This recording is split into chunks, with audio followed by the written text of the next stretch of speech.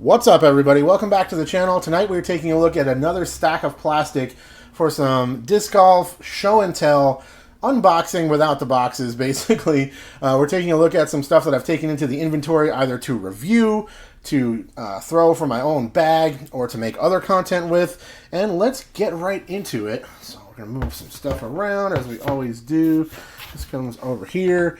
And the first thing we're going to take a look at is this DGA Proto Vortex. It's the Catrina Allen Vortex, and this was sent to me by one of my Patreon support team members, Ed Radakovitz. So thank you very much to Ed from Team DGA for hooking it up, sending this guy over. It is 172, as you can see there, and it is a 7-speed understable driver. I don't have the flight numbers. I could probably put them on the screen for you right there, but it is supposed to be a nice hyzer flip disc for all arm speeds, and I am very excited to check it out. If you're not familiar, DGA stuff is made by Discraft, so this kind of feels like maybe like a titanium type plastic. It's probably a little shiny under my light, but thank you once again to Patreon support team member Ed and Team DGA for sending this over to test and review.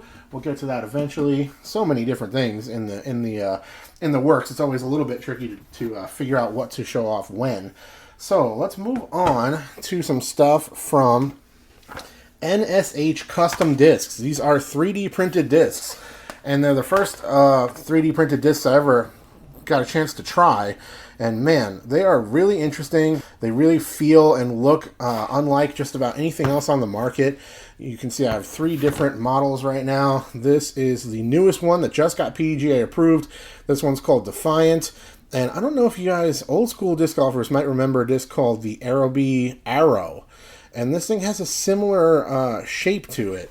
Now, it is dead flat across the top. And this isn't a dye job either. This is the really interesting custom designs that he can do as well. And you can see here it's got the black bottom, purple, and then kind of a mint green, and then the top is actually clear. So that's why it kind of catches the light. See how I tilt it there? It kind of catches the light almost like a facet on a gem or something. It's really interesting stuff. The Defiant has a very nice feel to it. It's very chunky in that rim, but it feels nice to hold on to. I like the flat top. This one's quite gummy as well, which I really like.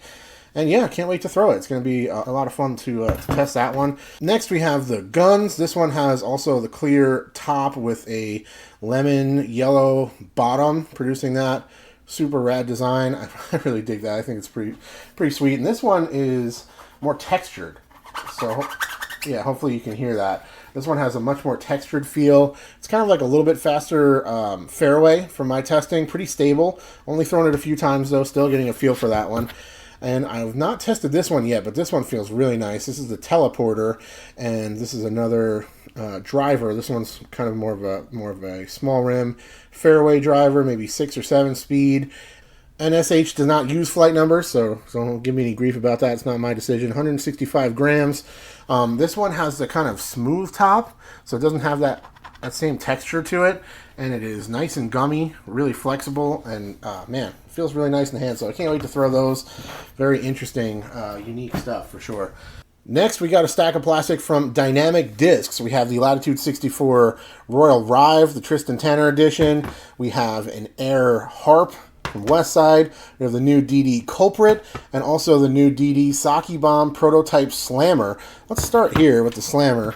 So essentially, it is very similar to a harp on the bottom, and then the top has that thumb track like the old Slammer that is out of production from Dynamic Discs. So this thing should be considerably more beefy and kind of want to get to the ground faster than a harp and have some more fade to it, just a more overstable vibe in general with that thumb track on top there. Not only does it feel kind of nice for forehands in particular, and also backhands for your thumb to kind of dig into that, it is perfectly flat across the top, as you can see as well, which is nice for an approach disc in my opinion. But I believe aerodynamically having that little bit of a thumb track there makes the disc a little beefier, makes it want to kind of get to the ground a little bit faster than discs that would have some dome to the flight plate. So that's the Sockibomb Slammer. That will definitely be part of my overstable approach disc video that I have coming up soon, and I'll do a full review on that guy as well. Maybe a harp comparison video. Let's take a look at it real quick next to a harp, since we can do that sort of thing. It's my channel. Westside Discs Air Harp. This thing feels so nice. It's got such a nice grip. It's 165 grams, and the air plastic has a really underrated feel. It has like that little bit of a textured feel from the bubbles. Just makes it so much grippier. It just feels so nice. This thing feels incredible. This is supposed to be a giveaway prize for my 14,000 subscribers giveaway. Hit that subscribe button, and maybe you'll get to find out eventually. Let's put it up next to a slammer here. Always tough to get these lined up with my camera set up and the way I have my tripod set up and everything. But it sure looks very, very similar. So basically, yeah, harp bottom, slammer top, overstable version of the harp should be a great tool for Ricky and other players that are looking for that kind of beefy short-range disc. Next, we have the Culprit, which is also an overstable approach disc. This one has kind of more of like a zone type vibe to it, but does have like a little bit of an implied bead on the bottom there. This one's not quite as flat, has a little bit of a pop in the center, which can happen sometimes with lucid plastic in particular. Some of the VIP harps that I have are not quite as flat as I might like. But yeah, I'm sure that'll vary depending on the run. But this thing still feels really nice. I like the rim design. I like the lucid plastic. Lucid Opto, pretty much my favorite plastic out there. And the Culprit has not actually been released yet. So this is kind of a prototype run as well. I'm excited to see how that thing flies. And finally, we have the Tristan Tanner Royal Rive in the Grand Plastic, Orbit Plastic. This thing is just unbelievable. It's next level, guys. Like, look how beautiful this thing is. Has that kind of starburst on the bottom there. Has that super gorgeous, deep, rich red rim to it. It just looks so nice. Matching stamp. The Tristan Tanner stamp is on this guy. Since Tristan's a friend of the channel, I wanted to support him, and I wanted to check this thing out just to show it off to you guys, to review it, to see what the hype is about. Does it actually work for slower arm speed players? Is it going to be too overstable for me to use effectively? All that kind of stuff we should find out, but man, does it look and feel incredible. The plastic feels so nice. It's shiny, not unlike the Team Series Fuzion X that we're going to talk about in just a second. But man, incredible grip, really nice dome on this guy, super smooth dome, and the manufacturing is so clean, no sharp edges, no flashing, just as good as it gets. I actually did pay for this one, just for full disclosure, since it's a team disc, but my dude Anthony, DG Weekly at DD, hand-picked this one out of the stack for me and put it aside, and shipped it over with the harp and the Culprit and the Sockibomb Slammer. So still clearly hooking it up, and I appreciate it very much. DD's awesome. They've been great to work with over the years, and I continue to enjoy working with them. Next, we have a couple of Innova options into the inventory, starting with the standard, old-school, classic DX Rhyno. 2103 are the flight numbers on this guy, and this one is purely for my overstable approach disc video. Maybe I'll do a review on it separately, probably. I mean, I might as well. It's a good one to have in the review playlist. That is almost 300 reviews in there, by the way, guys. We're into the final, like, 10 or 12, I believe, until I hit 300 disc reviews, so that's kind of wild. And there is a look at the DX Rhyno. This plastic felt really, really slippery and kind of, I don't know, maybe like kind of cheap feeling DX when it first showed up. It's starting to feel a little bit better, and it kind of will do that. You know, that can happen, especially with DX plastic, but still an absolute classic, and I believe kind of the original overstable, flat top, you know, ish approach disc out there. So had to be part of the queue. You know, I had to have it in the inventory for that video, if nothing else. Moving on, we have a Calvin Heimburg Destroyer. This is a Halo Destroyer, and it's actually the first Halo disc I've ever had in the inventory. They're kind of expensive. I'm not a big Innova guy, and without a retail sponsor, I haven't been able to check out any Halo stuff. Part of the thinking here is to check out some Halo plastic, and also, you know, kind of the most popular run of Destroyers currently, and also to do a little bit of a comparison here. So this was actually sent to me by another Patreon support team member, Nick Fink. So thank you very much, Nick, for the hookup. This guy does have some wear on it, so it'll give me a little bit of a sense of what the Halo destroyers are like as they break in, and then I'll maybe do a comparison with the Royal Rive still. But, you know, we'll see. We'll see what we do with this guy, but I'm definitely interested to throw it. And the plastic feels very, very nice. Still very grippy. Also has some pop top on it. It feels like it would go really far. So, see how that guy flies. I'm excited to check it out. And lastly, real quick, while I got you here, I'm going to show you a couple things that I just bought for myself recently. We got a pair of these Fuzion X Emac Truths. Emac sent us a pair of these to test and review, and I really like it. I've been bagging one ever since, and when these misprints showed up, I grabbed a pair of them. So, again, actually feels quite similar to that Rive in terms of the plastic feel. Not super gummy, but still very, very grippy, more of a shiny, kind of tacky grip to it. That's incredible. These things feel so nice.